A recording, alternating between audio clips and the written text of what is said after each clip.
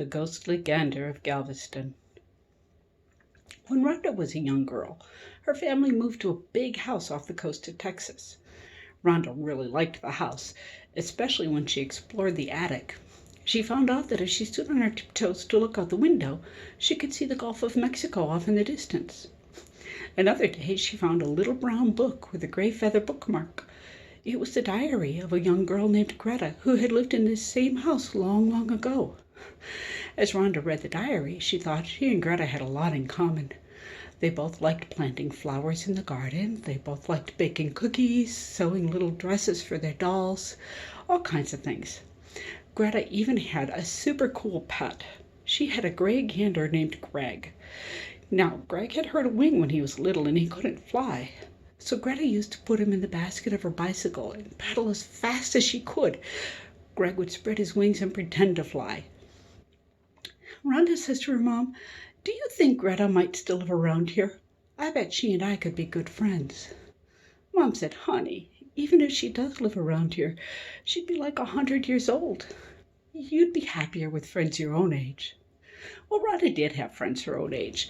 There were other little girls in the neighborhood and at school and at church, and they got along great, even though the other girls kept telling her, "Rhonda, your house is haunted.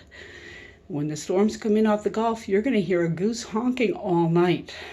Rhonda was worried. Mom and Dad said it was nonsense. But then there was a storm. Honk, honk, honk all night. Nobody got any sleep. Rhonda was pretty frightened. Dad said, "Sweetheart, don't worry. It's just a loose window shutter. I'll fix it in the morning. It'll be fine." So he fixed the shutter. But after the next storm, when it honked, honked, honk all night, well, he fixed the porch railing. Then it was some shingles on the roof, and then it was the chimney flue.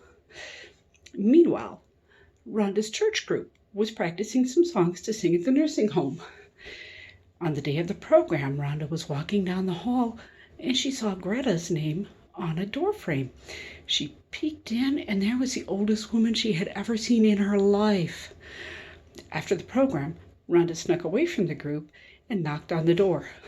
"Excuse me? Greta?" "Yes?" "Did you used to live at 927 McKinley Street?" "Why, yes, honey, I did. How did you know?" Well, the two got to talking, and they talked for an hour. They had so much fun. And then Greta said, "Honey, I'm very old. I get tired easily. I'm going to need to take a nap before supper." Rhonda said, "Oh, honey, I'm sorry." She gave her a big hug, because Greta and Rhonda both liked hugs, and promised to come back the next day.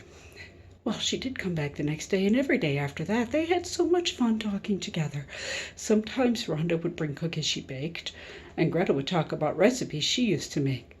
Or Rhonda would bring in flowers, and Greta would talk about the ones that she used to grow in her garden.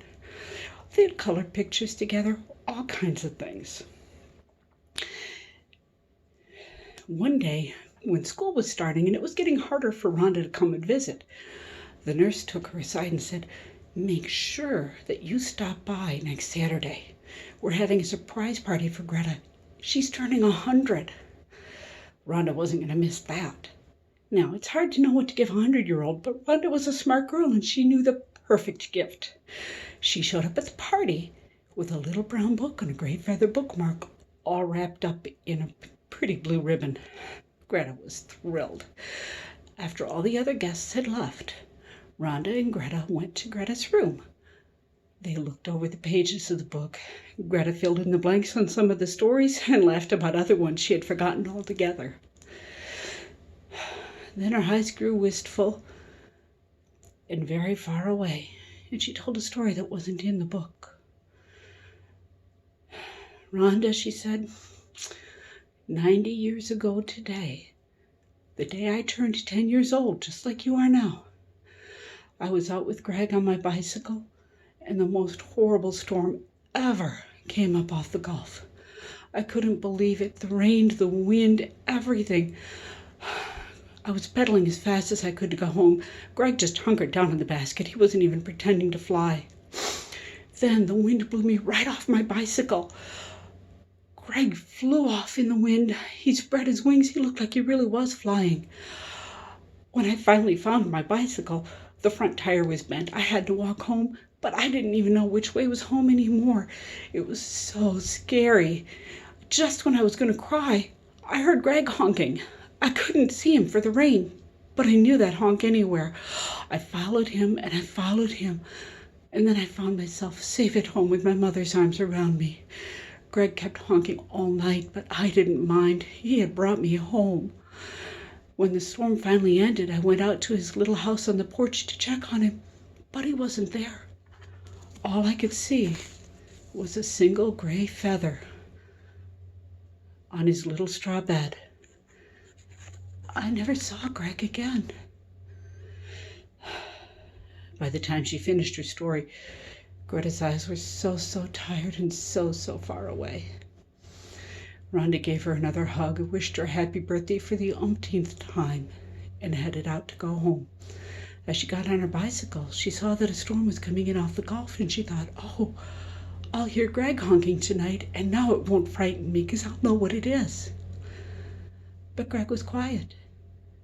The only sounds that night were the storm blowing outside and Dad congratulating himself for fixing the chimney flue.